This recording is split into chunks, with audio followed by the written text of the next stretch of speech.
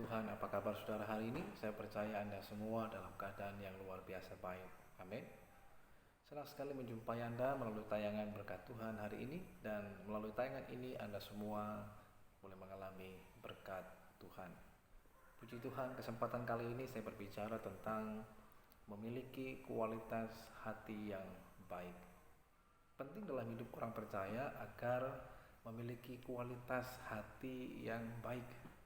Ketika kualitas hati kita baik, maka hati kita dipenuhi dengan sukacita, damai sejahtera, dipenuhi dengan ketenangan, dipenuhi dengan kegembiraan, sehingga segala sesuatunya yang muncul, yang meluap dari dalam diri kita adalah hal-hal yang baik, yang bisa menjadi berkat bagi banyak orang dan mengeluarkan buah-buah yang baik yang memuliakan nama Tuhan yang hidup. Tapi persoalannya adalah bagaimana kita dapat memiliki kualitas hati yang baik. Dalam Amsal pasalnya yang keempat, ayatnya yang ke-23 dikatakan, jagalah hatimu dengan segala kewaspadaan, karena dari situlah terpancar kehidupan. Nah, rupa-rupanya apa yang muncul di luar kita, yang kita ekspresikan lewat ucapan kita, perilaku kita, tindakan kita, itu semuanya bersumber dari dalam hati kita. Nah, kalau hati kita memiliki kualitas hati yang baik, maka yang kita keluarkan, entah itu lewat ucapan, entah itu lewat perilaku dan tindakan dan sikap kita, adalah hal-hal yang tentu saja hal yang baik. Nah, oleh karenanya, bagaimana kita memiliki kualitas hati yang baik? Yang pertama, kita mesti jaga hati kita. Ada banyak hal di luar yang dapat mempengaruhi kualitas hati kita. Sehingga mungkin awalnya kualitas hati kita baik, tapi karena tidak dijaga, bisa saja kekecewaan masuk dalam hati kita, bisa saja kemudian kepahitan masuk dalam hati kita, iri hati, dendam, dan segala macam hal-hal yang tidak baik, hal-hal yang buruk, hal-hal yang bisa merusak kualitas hati kita.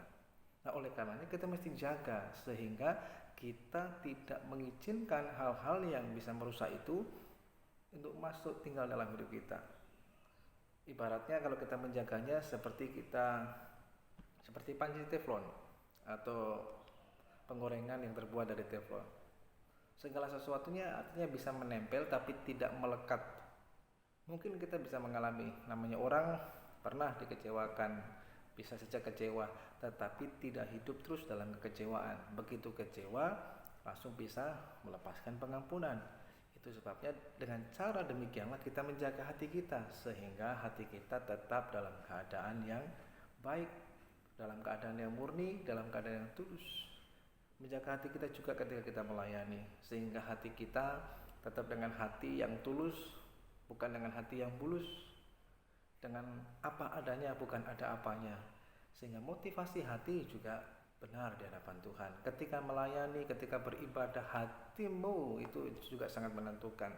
Karena seringkali Tuhan lihat bukan sikap yang kita nampakkan di luar kita, tapi justru sikap hati kita ketika kita berdoa, ketika kita beribadah, memuji, memuliakan nama Tuhan, melayani Tuhan. Itu justru yang Tuhan lihat lebih dulu, sikap hati kita. Nah, kalau sikap hati kita benar, maka yang di luar sana itu akan mengikuti kita. Entah itu lewat perilaku kita, ucapan mulut kita. Mungkin suaranya falas, tidak terlalu baik, tetapi kalau ketika menyanyikan lagu itu, pujian itu dengan hati yang tulus murni di hadapan Tuhan, itu jauh lebih berkenan dibandingkan mungkin dengan suaranya yang bagus sekali tetapi hanya untuk tunjuk pamer atau hanya sekedar show off seperti itu. Itu mungkin bagi manusia membuat sesuatu yang berkesan, tetapi belum tentu itu berkenan di hadapan Tuhan. Oleh karenanya, jaga hati kita dengan segala kewaspadaan. Karena apa? Banyak hal bisa mengganggu dan merusak kualitas hati kita. Entah itu melalui masalah, kesulitan, atau hal-hal yang menyakitkan, ataupun bahkan hal-hal yang membuat kita dipuji, itu juga bisa merusak kualitas hati kita. Sehingga yang tadinya kualitas hati kita murni, tulus di hadapan Tuhan, tetapi bisa berubah. Karena apa? Karena ada pujian, tetapi juga karena ada ujian. Nah, oleh karenanya kita mesti jaga dengan segala kewaspadaan.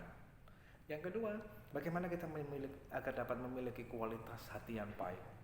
Dikatakan juga dalam Amsal pasal yang keempat, hai anakku, perhatikanlah perkataanku, arahkanlah telingamu kepada ucapanku, janganlah semuanya itu menjauh, dan simpan perkataan Tuhan itu di dalam hatimu, karena itu akan menjadi kehidupan bagimu, tapi itu juga bisa menyembuhkanmu. Nah, agar dapat memiliki kualitas hati yang baik, Anda dan saya mesti mengarahkan perhatian kita dan telinga kita pada ucapan perkataan Tuhan.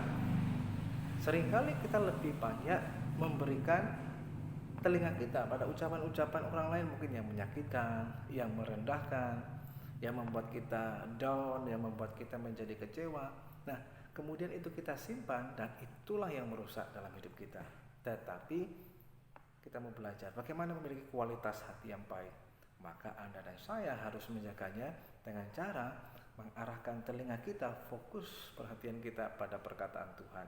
Nah, ketika kita mendengar firman Tuhan, perhatikan dengan baik-baik dan terima firman Tuhan dengan sukacita iman. Nah, firman itu ketika kita simpan dalam hati kita akan mengeluarkan buah-buah yang baik, sehingga hidup kita bisa mengalami kehidupan. Ada kehidupan, ada sukacita, ada damai sejahtera. Bahkan Alkitab berkata, karena itulah yang kemudian menjadi kehidupan dan kesembuhan bagi mereka yang mendapatkannya. Bahkan bisa memulihkan hidup kita dengan apa? Perkataan firman Tuhan.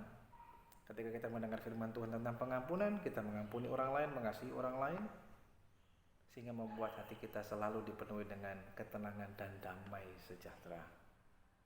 Jagalah hati kita dengan kewaspadaan, isi dengan firman Tuhan. Jangan biarkan hal-hal yang lain merusak dalam hidup kita, agar kualitas hati kita tetap baik, sehingga hidup kita bisa berbuah, mempermuliakan nama Tuhan, dan hidup kita menjadi berkat bagi banyak orang. Shalom, Tuhan memberkati.